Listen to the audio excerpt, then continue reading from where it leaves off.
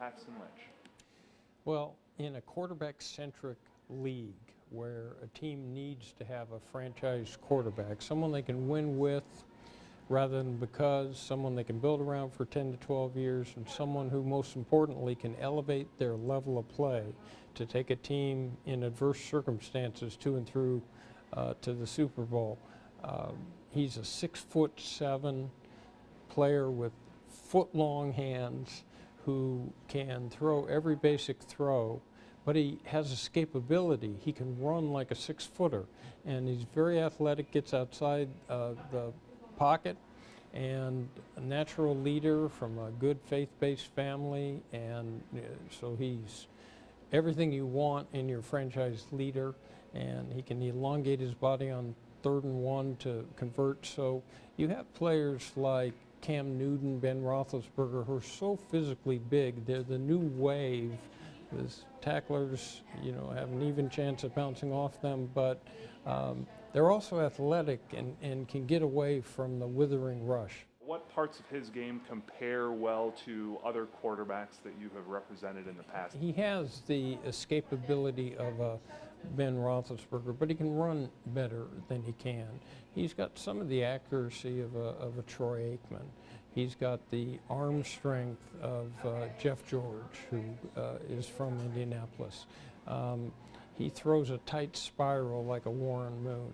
So he really is a new version of a quarterback, and you're going to see this more and more because the rush is so tough, and you need durability, the ability to withstand the pounding that's inherent in the game today. How many clients do you have here this week?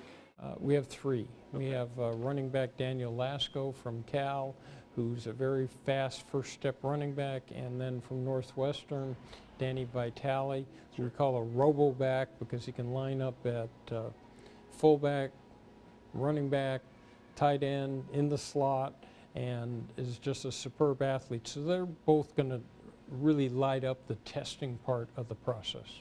Let's play hypothetical for a second. Probably won't be Paxton, but let's say that Indianapolis drafts one of your guys in a couple months.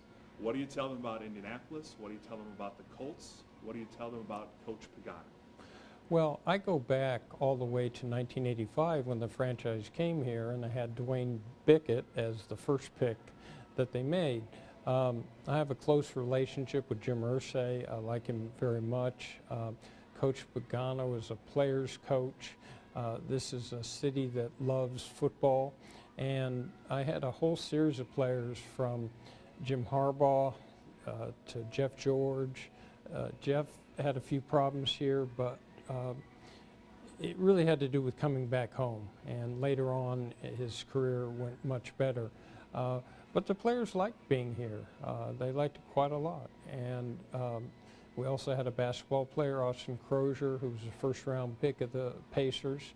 So it's a quality organization, and they've won before, and they'll win in the future, and they've got a great quarterback.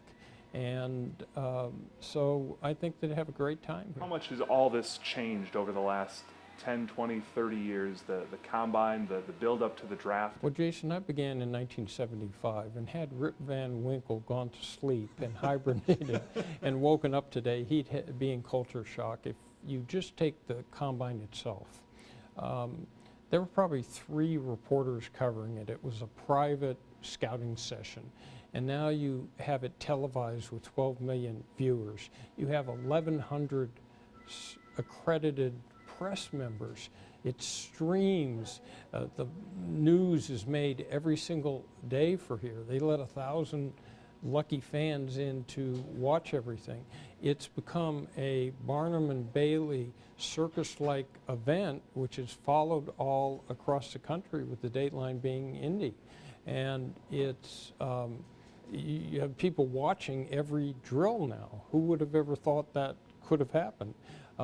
And it's the Super Bowl of scouting events, because every single personnel executive that has any interest in who the team's going to draft is here. So a player that does dramatically well, either in the 40, the testing, or at the position-specific drills, For the quarterbacks, it'll be the throwing session, can dramatically enhance their draft status. The 40 has become the obsession of teams today. So a player who runs a rapid 40 will accelerate up the draft charts. Someone who throws dramatically will accelerate up the draft charts. Conversely, someone who does poorly will plummet. So it's a tension-packed do or die situation.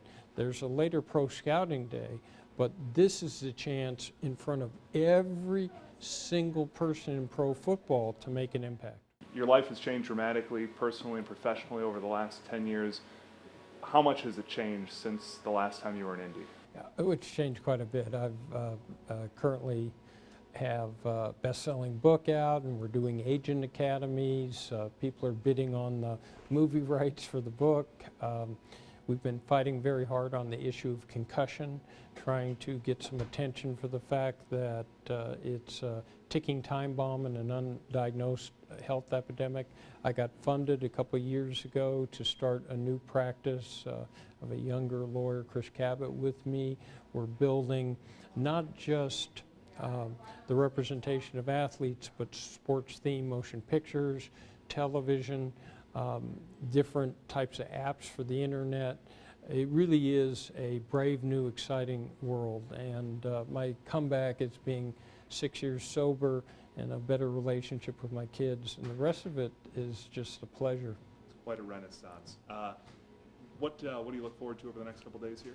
It's really exciting. It's resurgence. This is the chance for young men to fulfill dreams they've had since they were in Pop Warner football. They've been building towards this for so long. They've always known about the combine, and now they've been sitting training ever since the end of their bowl game at sites across the country. They've worked on all these drills. They know they're being interviewed for 20 minutes by teams who are going to make evaluations on their character. They take a Wonderlic. They have the physical that's the mother of all physicals. And now it's showtime. And so we interact with teams. We interact with the journalists here. There's an agent seminar that's held. So it's a frenetic 3 or 4 days here. A final question for you, and your son can weigh in on this too. Is this the first interview you have done where you have not been asked about Jerry Maguire? Just the first interview in 20 years. Good deal. Pleasure to meet you.